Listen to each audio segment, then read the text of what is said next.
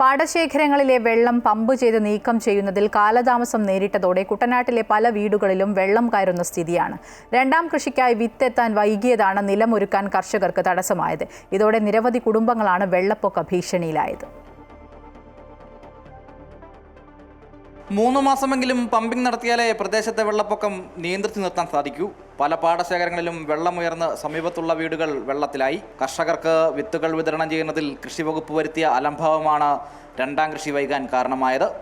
ഇതോടെ പ്രതിസന്ധിയിലാകുന്നത് കർഷകർക്കൊപ്പം കുട്ടനാട്ടിലെ ജനതയുമാണ്. മോട്ടോർ ഒന്നിന് 3 മാസത്തേക്ക് 1.5 ലക്ഷം രൂപയാണ് ചെലവ് പ്രതീക്ഷിക്കുന്നത്. പമ്പിങ്ങിന് ആവശ്യമായ തുക കണ്ടെത്താൻ പാടശേഖര സമിതികൾക്ക് മാത്രം സാധ്യമല്ലെന്ന് കർഷകർ പറയുന്നു.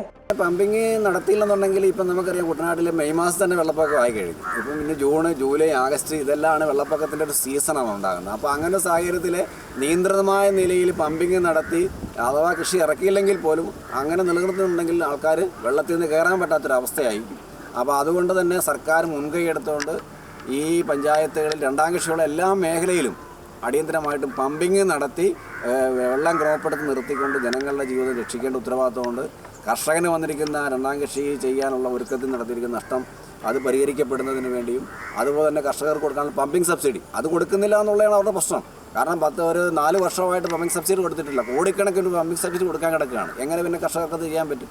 അപ്പോൾ ആ നിലയിൽ കർഷകനും ജനങ്ങളും ഒക്കെ ദുരിതത്തിലാകുന്ന ഒരു കാര്യമാണ് ഈ പമ്പിങ് നടത്തിയില്ലെങ്കിൽ ഉണ്ടാകുന്ന പ്രശ്നം. അതുകൊണ്ട് അടിയന്തരമായിട്ട് സർക്കാർ ഇടപെട്ട് ആ നടപടി സ്വീകരിച്ച് ജനങ്ങളെ ഈ മേഖലയിൽ നിന്ന് രക്ഷിക്കണം.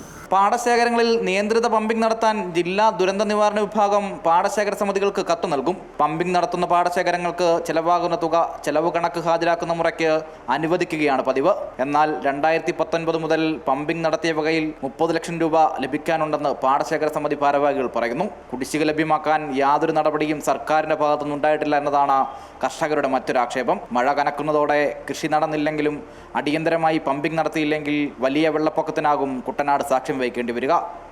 അമൃത ന്യൂസ്, ആലപ്പുഴ.